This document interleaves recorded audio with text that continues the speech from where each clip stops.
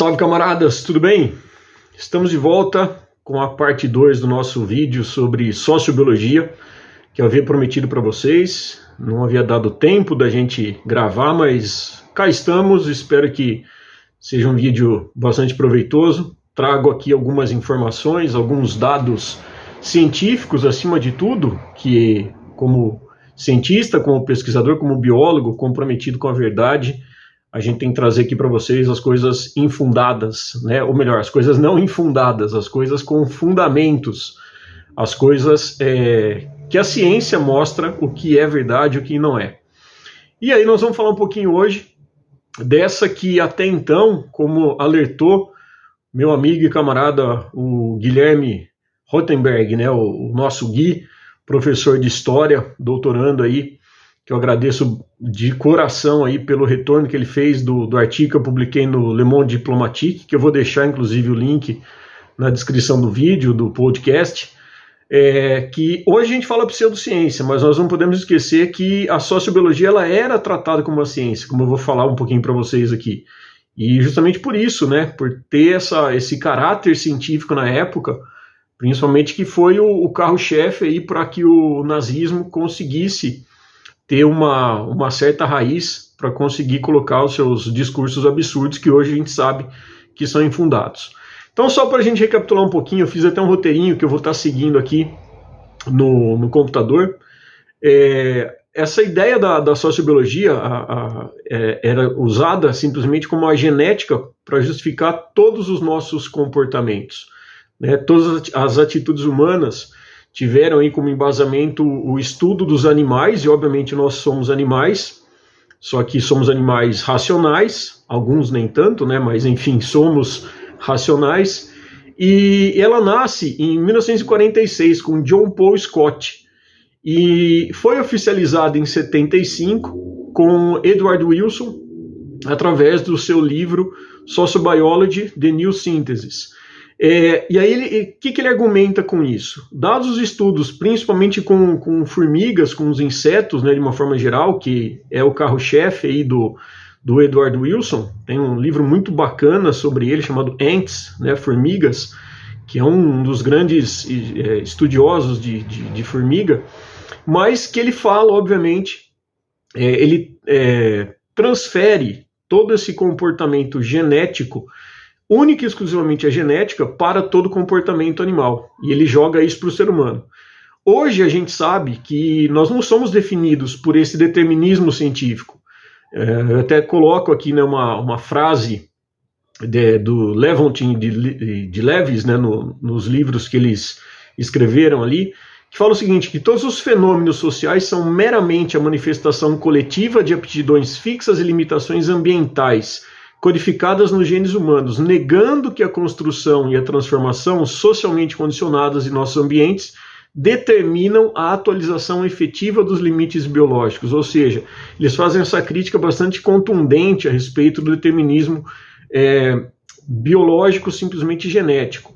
Então, na visão da sociobiologia, aquilo que nós somos, né, seria tudo governado única e exclusivamente pelos genes, o que inclui o sexismo, o machismo, a misoginia, o racismo, a própria xenofobia, o comportamento de estupro, a agressividade e o próprio hábito de corrupção existente nos seres humanos. Em 1904, as ideias do nazismo começam a se utilizar exatamente esse discurso biológico para colocar em prática as suas ideias eugênicas, baseados aí na biologia social e na higiene social. E parece que é uma coisa que está distante, mas a gente pode trazer isso daí, obviamente, para a nossa atualidade, e não muito distante assim. Em 2007, o James Watson, que junto com Crick, né, foram os caras que roubaram a descoberta da cientista Rosalind Franklin, né, na questão da descoberta da dupla hélice do DNA, e James Watson ele utilizou desses mesmos argumentos genéticos para fazer falas racistas e preconceituosas contra os negros, que ele argumentava que pela genética a raça negra era menos inteligente. Obviamente isso pegou muito mal, até porque não existe um próprio argumento científico falando em raça humana, Não existe essa diferença, né? Isso daí a ciência já prova, inclusive a genética, que não existe diferenciação nenhuma entre os negros, né, os pretos, os brancos, os asiáticos, enfim. Ele nega exatamente um desses argumentos. E isso daí custou muito caro para ele, perdeu seu emprego, enfim, tem toda uma história aí que tem um link ali que também vai estar no artigo lá para vocês, quem quiser acompanhar um pouquinho, né, quem não lembra dessa história aí. E por que da gente estar falando da sociobiologia? Trazendo nesse nosso canal aí do biólogo socialista. É uma ideia que o próprio capitalismo tem interesse. Nós não podemos esquecer aí de um caso que chamou bastante atenção um tempo atrás aí, das bonecas sexuais infantilizadas que foram vendidas, né? Bonecas aí com hiperrealismo, simulando como se fossem crianças. E o argumento dos vendedores, dos fabricantes disso, era para agradar os pedófilos, né? Que teriam esse instinto e não conseguiriam controlar isso justamente porque está na sua genética, né? Os seus impulsos sexuais aí. E isso é uma coisa muito grave, obviamente, isso daí repercutiu muito mal. No Brasil, inclusive, tinha uma lei proibindo, e isso daí foi, obviamente, né, felizmente, mundo afora, isso daí foi eliminado, mas também vocês podem dar um Google aí, vai procurar as notícias de como isso daí chamou muito a atenção, como que isso daí foi bastante contundente na época. Nós estamos falando de época recente, né? Esses tempos atuais aí. E por que então da gente falar, né, que nós somos animais? Somos, só que nós não somos marionetes genéticas, né? Nós não somos ditados única e exclusivamente pelos nossos genes. A gente tem uma certa moralidade, a gente sabe o que é certo e o que é errado. A gente não está negando o fator genético. No entanto, a gente não pode tutelar a genética como única maneira de justificar os nossos comportamentos, os nossos atos. E eu cito alguns exemplos disso daqui. Né? A gente pega, por exemplo, gêmeos idênticos, né? Os gêmeos monozigóticos ali. Se eles forem separados, por exemplo, e colocarem sobre condições adversas, né, em duas situações opostas, é óbvio que o comportamento deles vai ser diferente em função daquele, por exemplo, que foi criado com comida adequada, com saúde adequada, com saneamento básico, com acesso à cultura, diferentemente daquele que foi colocado numa situação com falta de comida, que passa fome, que não tem condição de saúde, em uma região insalubre, por exemplo. Né? Então, são alguns exemplos aí que, de cara, a gente já desmente essa questão genética. Outro exemplo que também é de interesse do capitalismo, a própria questão da nossa forma física, né? Do aspecto físico. É vendido para nós, ainda com o argumento dos nossos ancestrais, aí, de que nós somos homens, né? Temos que ser fortes, musculosos, temos que ser bravos, porque isso daí vai garantir o fornecimento de recursos, a questão de proteção, não apenas para as nossas parceiras, mas também como uma forma da gente manifestar e proliferar os nossos genes. Enquanto que as mulheres devem ser submissas, as mulheres devem ter o quadril largo, devem ter os seios avantajados para garantir um parto tranquilo, para que a criança, com os nossos genes sendo carregados, essas crianças sejam, então, saudáveis e, obviamente, elas garantam aí a sustentabilidade, né, a questão da alimentação, melhor dizendo, para esses nossos filhos. É claro que isso não é mais válido, até porque a questão de proteção hoje ela não se resume meramente ao aspecto físico. A gente tem várias outras maneiras, né, enfim, as próprias cirurgias plásticas, né, para camuflar, os homens colocando prótese de peito, de panturrilha, de bíceps, para aparentar ser mais forte do que são, até aquelas cirurgias bizarras, né, de quebrar os ossos da perna e promover um crescimento, ganhando uma altura, né, sem falar na questão dos hormônios, enfim, mas é uma ideia da gente estar falando na padronização, né, do interesse de vender os produtos, essa homogeneização dos corpos, que essa propaganda que a gente vende, que a gente é bombardeado diariamente pela mídia, né? Nós temos que ser dessa maneira, o corpo esbelto, musculoso, tem que ser alto, tem que ter cabelo liso, tem que estar bronzeado, né? Enfim, com todos aquele padrão, principalmente que as redes sociais pregam, né? O grande problema nosso hoje em dia, aí, principalmente os adolescentes, que observam aí as pessoas usando filtro e acham que aquilo é o mundo real, e não é. Eu sempre falo isso em aula.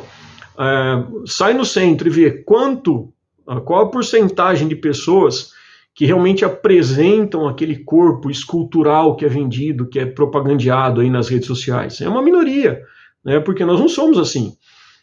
Mas é isso que é vendido hoje, né? 2023, a gente é bombardeado com esse tipo de situação. Isso vende matrícula em academia, isso vende cirurgia plástica, isso vende remédio para emagrecimento, inclusive sobre riscos, né? Isso vende dietas clínicas, né, para emagrecimento, enfim, nós acabamos sendo cercados de tudo isso.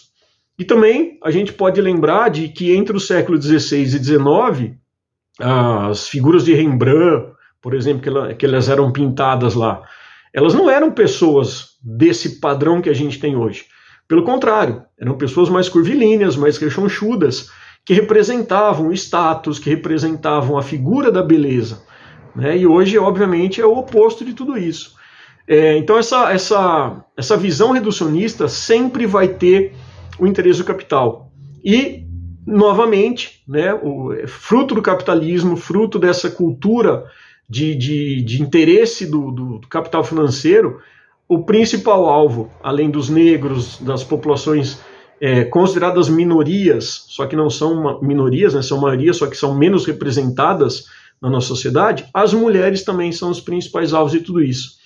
Então, tenta-se com isso colocar um peso maior e dar, obviamente, um aparato legal, inclusive para a misoginia, para o sexismo, né? Uma das coisas, por exemplo, é a própria justificativa, eu não gosto muito do termo, mas vocês vão entender onde eu estou querendo chegar.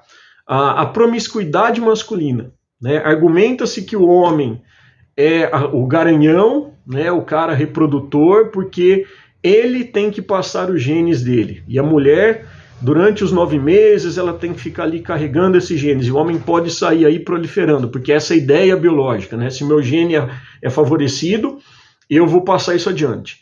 Outra coisa também que fala da questão da passividade feminina e masculina. A própria ideia que a gente encontra nos livros didáticos, né, na questão da reprodução.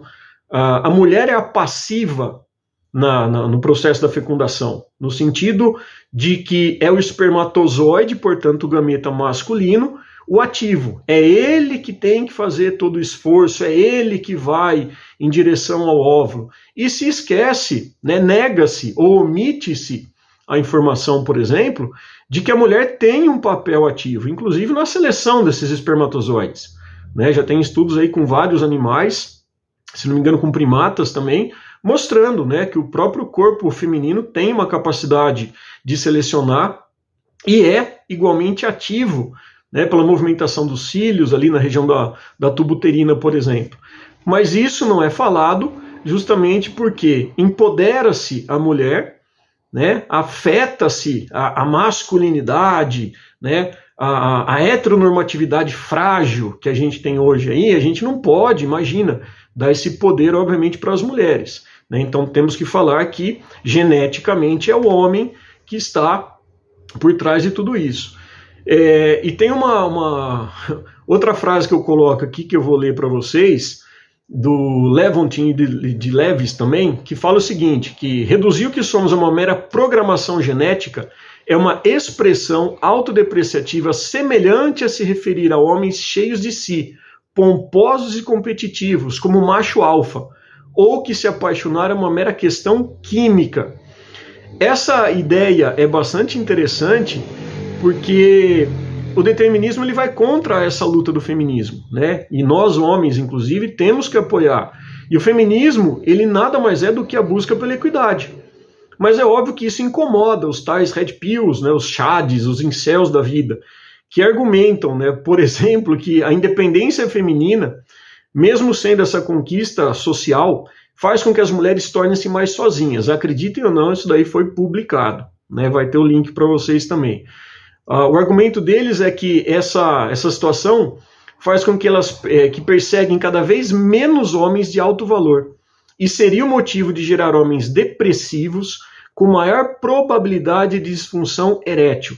Além disso, a hipergamia, né, a busca por esses homens másculos, reprodutores, ricos, com formação acadêmica, seria um elemento evolutivo. E as mulheres nunca devem superar os homens, pois isso, geraria uma mudança social que desequilibraria a população humana. Ou seja, um argumento totalmente oposto àquilo que a gente luta, nós enquanto progressistas, enquanto humanos, né? Enquanto a própria ONU fala, né, na igualdade de gênero, né, essa visão do reducionismo científico é absurdo puro. A questão também que eu quero trazer para desmontar a ideia da sociobiologia são as alterações que o ambiente causa no nosso material genético. Então percebam, não estamos novamente negando o fator genético, mas estamos falando como o fator social e ambiental influenciam. Um exemplo disso, por exemplo, o surgimento das alergias alimentares, né, mostrando vários estudos falando da relação, né, em função do ambiente, as dietas, né, o próprio estresse, a poluição urbana, os agrotóxicos, né, que podem atuar na expressão ou não dos nossos genes. Agrotóxicos esses, inclusive, que estão relacionados com a questão de alterações sexuais, que a gente vai deixar para um outro momento para falar também, além, obviamente, de casos de Parkinson, de câncer, de Alzheimer e até mesmo alguns casos de autismo, né, que nós vamos abordar numa próxima vez. Então, obviamente que a gente também tem que levar em consideração no aspecto social a preocupação que a gente tem quando a gente fala na sociobiologia, o que ela pode desencadear dentro do aspecto social. Por que eu falo isso? Imagina que você vai fazer uma entrevista de emprego, né? E nessa entrevista de emprego, ao invés de pedirem seu currículo, eles vão analisar a tua genética, vão pedir um teste genético. E aí? Quer dizer que você tendo um determinado gene que acusa num determinado banco de dados, cuja visão, inclusive, é uma visão mais europeia, né, mais ocidentalizada, que já fragiliza bastante essa análise, isso daí não vai estar dando uma margem, por exemplo, para a gente ter uma maior segregação, uma maior discriminação. É o que eu chamo de neoeugenia, né, que é uma realidade. E isso daí a gente tem que ficar muito esperto, porque a tecnologia que vai estar na mão dessas pessoas, elas podem ser muito bem usadas para bem ou para mal, quando a gente fala em biotecnologia, né, nessa engenharia genética que a gente tem hoje. Mas para quem que ela vai ser utilizada? Para que ela vai ser utilizada? E a gente tem que ficar muito esperto com isso, dado, inclusive, essa ascensão dessa extrema-direita nazi-fascista, né? Não apenas no Brasil, mas no mundo como um todo. E isso daí pode, por exemplo, quem garante que isso não vai levar à esterilização em massa de pessoas que, de repente, têm câncer, ou até de mães, né, novamente as mulheres sendo os principais alvos disso tudo, que tenham lá genes relacionados com depressão, genes relacionados ao alcoolismo, a pessoas que são pobres, ou os ciganos, os mestiços, né, os pobres. Parece absurdo isso daqui, mas não é. Eu citei exatamente isso porque foi o que aconteceu na Suécia, com a aprovação do parlamento, entre 1935 e 1996, gente. Nós não estamos falando isso aqui de séculos e séculos passados, não, nós estamos falando finalzinho do século XX, né? E os dados falam que 230 mil pessoas foram esterilizadas de forma forçada, amparada por programas de eugenia.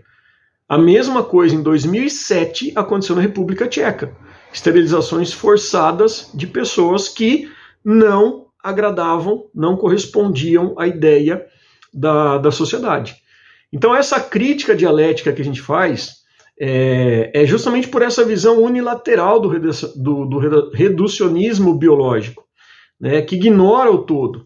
Uma população saudável doente, ela não é uma manifestação do genes simplesmente, é uma questão ambiental, né? É uma questão muito mais ampla. Será que está faltando unidade de saúde? Será que está faltando médico no local? Quais são os fatores dessas doenças, por exemplo? Né? O que está levando uma pessoa a ingerir tanto álcool? O que está fazendo com que a pessoa fique depressiva? Será que é uma desnutrição? Será que é falta de saneamento básico? O estresse do trabalho, né? O excesso das demandas, a falta de descanso, a falta de sono que afeta na manifestação dos hormônios. Então não é a genética dela, né? O fator ambiental é muito grande. Em termos práticos, vou trazer um exemplo aqui. Tem um país que é uma referência mundial em saúde, em educação, né, em saneamento, que promove essa visão ampla da questão da saúde. Né? A questão, ele analisa a fundo o que está causando as doenças. E ele ataca a raiz desse problema, trazendo avanços significativos com o mínimo de custo, mínimo de recurso desse governo. Esse país é o mesmo que desenvolveu 5 vacinas durante a pandemia e distribuiu essas vacinas de forma gratuita para vários países. É um país, inclusive, que sofre há dezenas de anos com sanções e embargos do Império Estadunidense. E mesmo assim, tem o apoio da população porque provou que um outro sistema que não seja um sistema exploratório, não apenas do ambiente, mas da população, é possível. Esse país promove esse sistema mais justo, um sistema humano, que não depende dessas epidemias medicamentosas que a gente tem, desse estresse, dessa falta de cuidado próprio, que a gente não tem tempo de cuidar da gente, que a gente trabalha, né, dando ênfase à questão da mais-valia para atender o interesse do capital. Esse país é aquele país que muita gente, sem ter o mínimo de conhecimento, sem ter o mínimo de discernimento do que é, manda a gente para lá. E quem dera a gente pudesse ir para lá, né? Viva Cuba, viva o povo cubano, né? Que são exemplos nisso tudo, que tem essa visão mais ampla.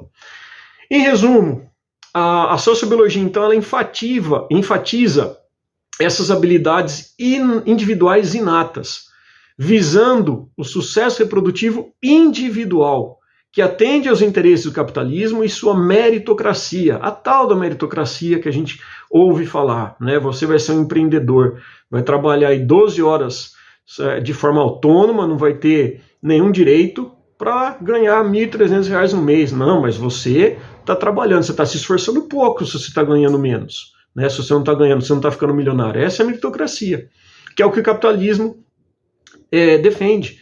Né? O capitalismo esse que depende desses produtos padronizados, da homogeneização das pessoas, né? Que vende essa ideia de que o problema é a genética, né? De que tudo se resume à genética. Esse discurso meritocrático, coberto dessa falácia científica do mais capacitado, destrói a realidade que promove a sociedade, que é um ambiente cooperativo, com iguais oportunidades para todos, que contraria os anseios do individualismo capitalista, que deseja o pensamento individual e o máximo de produtividade de cada pessoa. Ao mesmo tempo, esconde que sobre essa batuta exploratória, ainda que geneticamente capazes, a jornada insana de trabalho, com produtivismo insano, desumano e alienante, com noites mal dormidas, regadas a uma alimentação artificializada, quimicamente produzida, ultraprocessada, são os fatores que afetam a nossa sobrevivência. O fetiche genômico que existe é uma grande mentira. É uma tentativa de promover esse apartheid social. Apartheid, por sinal, que é o que o povo palestino sofre na mão dos sionistas de Israel. E é um apartheid igualmente danoso, que acaba, que promove, que está tentando promover uma limpeza étnica lá. Mas o povo palestino é bravo, o povo palestino é guerreiro e vai resistir e vai vencer. Porque Israel não existe, Israel é uma farsa. Israel é um dos que acredita nessa ideia da sociobiologia, né? Essa ideia eugênica de que eles são melhores. Eles são sionistas, são assassinos. Mas a gente vai falar disso também mais para frente. Mas também faz parte dessa visão da genética. Contrariando tudo isso, Marx enfatiza o ambiente, a cultura e a criação como determinantes para o comportamento humano, o que permite mudanças radicais de acordo com as condições do meio. Portanto, a tentativa de justificar todo e qualquer comportamento humano como meramente biológico e genético tem um único objetivo: a perpetuação da resignação sem que a crítica social realmente necessária seja levantada e, consequentemente, que o sistema capitalista e a naturalização dos problemas sociais sejam colocados contra a parede. Então é isso que eu queria trazer para vocês, né, colocando alguns trechos aqui, inclusive do artigo que eu escrevi, que vai estar na descrição, como eu já falei. Agradeço pela atenção de todos aí que acompanharam e convido para me seguirem lá no Instagram, o Biólogo Socialista.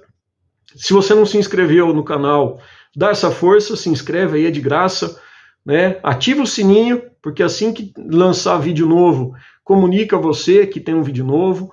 Curte o nosso vídeo, se puder compartilha nas suas redes, compartilha com as pessoas que você acredita que vão gostar do conteúdo, que podem contribuir. Comente os nossos vídeos também. E se você puder também, quem quiser adquirir o meu livro aqui, ó. Opa, tá aqui. Ih, minha mão sumiu. Aqui, ó. Um Irritante Necessário. Chama no direct lá, é um livro que eu coloco todos os meus artigos que eu já publiquei. E compilei tudo aí para fazer um registro, né? Tem questão do meio ambiente, tem questão de geopolítica, tem questão de ciência, futebol, né? Política, enfim, faço o convite aí, quem tiver interesse, dá essa força aí para a gente também. É isso, seguimos na luta e na resistência. Viva Cuba, viva Palestina, liberdade para Assange e hasta la vitória sempre, camaradas. Venceremos.